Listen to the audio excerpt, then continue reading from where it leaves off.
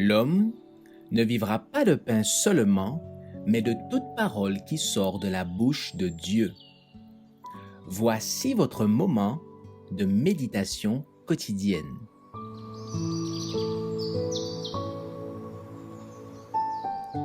Maranatha.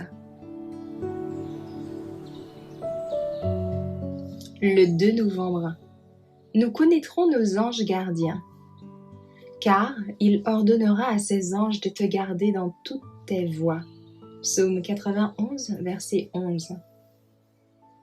Nous ne comprenons ce que nous devons à l'attention, aux interventions des anges, que lorsque nous découvrirons à la clarté de l'éternité la providence divine. Les êtres célestes ont pris une part active aux affaires humaines. Ils sont apparus en habits de lumière ou comme des hommes et des voyageurs. Ils ont accepté l'hospitalité, guidé des voyageurs surpris par la nuit.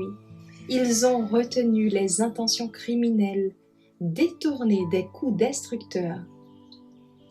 Les dirigeants de ce monde ignorent que dans leurs assemblées, les anges ont parlé. Des hommes les ont vus, ont entendu leurs appels.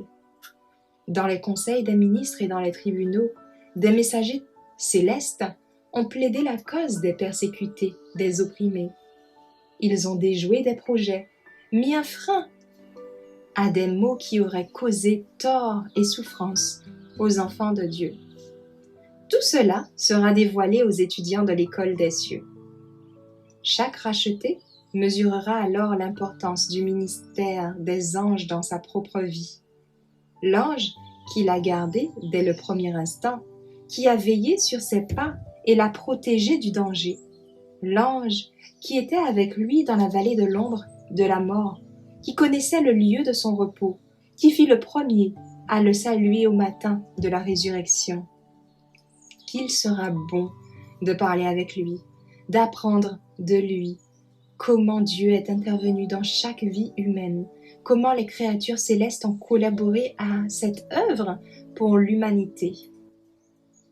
Avec la parole de Dieu entre les mains, tout être humain, quelle que soit sa part dans cette vie, peut choisir ses amis. Il peut s'entretenir avec les plus nobles, les meilleurs des hommes. Il peut écouter la voix de l'Éternel qui leur parle, tout en étudiant et en méditant les thèmes dans lesquels les anges désirent plonger leur regard. 1 Pierre 1, verset 12. Il peut jouir de la compagnie des messagers de Dieu.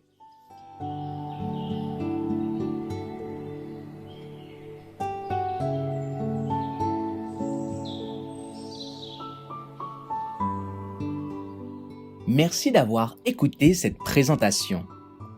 Assurez-vous de nous rejoindre demain pour votre moment de méditation quotidienne avec lereste.org.